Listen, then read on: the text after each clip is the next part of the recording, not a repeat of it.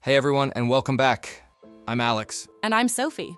Today we're unlocking a secret weapon for the IELTS reading test, especially for one of the trickiest question types.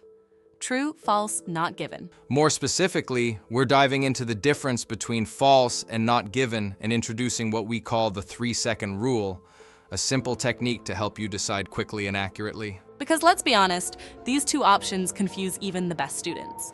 You read a statement and think, it's not exactly true, but it's not exactly wrong either. So is it false or not given? Sound familiar? Totally. And the problem is, if you spend too long trying to figure it out, you end up running out of time for the rest of the passage. That's why this 3-second rule is a game changer. So here's how it works. When you locate the part of the passage that relates to the statement, ask yourself, does the passage clearly say the opposite of the statement? If your brain says yes, within 3 seconds it's false. If your brain hesitates or says, well, kind of, maybe, it's not given. Let's do an example. Imagine the statement is, all employees at the company are required to wear uniforms. And the passage says, staff working in customer-facing roles must wear uniforms. Now pause. Does the passage say the opposite of the statement? The statement says all employees. The passage says only some, specifically customer-facing staff.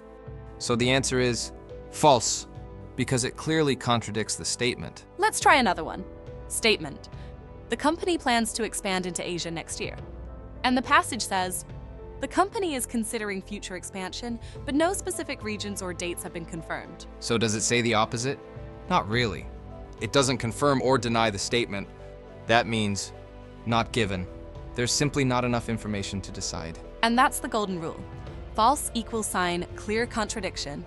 Not given equals sign, no clear support or contradiction. Now let's talk about why the 3-second rule works. When the passage clearly contradicts the statement, your brain reacts instantly. It's like, nope, that's wrong. That's a false. But if you find yourself thinking, it doesn't really say that, but maybe I can guess. That's a warning sign. You're entering not given territory. Stop guessing. If the answer isn't clearly in the text, it's not given. And this matters because the IELTS test is not about what you think or what might be true. It's only about what the passage explicitly says. Exactly. So next time you face a confusing statement, remember, ask yourself, is it clearly the opposite? If yes, false. If no, not given. If you're unsure after 3 seconds, go with not given and move on. And here's a quick bonus tip: avoid falling for world knowledge. Just because something is true in real life doesn't mean it's true in the passage. The answer must come only from the text. Well said. Stick to the passage like glue and use logic, not assumptions. All right, that's it for today's episode. If you found this helpful, be sure to like, subscribe, and share with your fellow test takers. And tell us in the comments, do you struggle more with false or not given?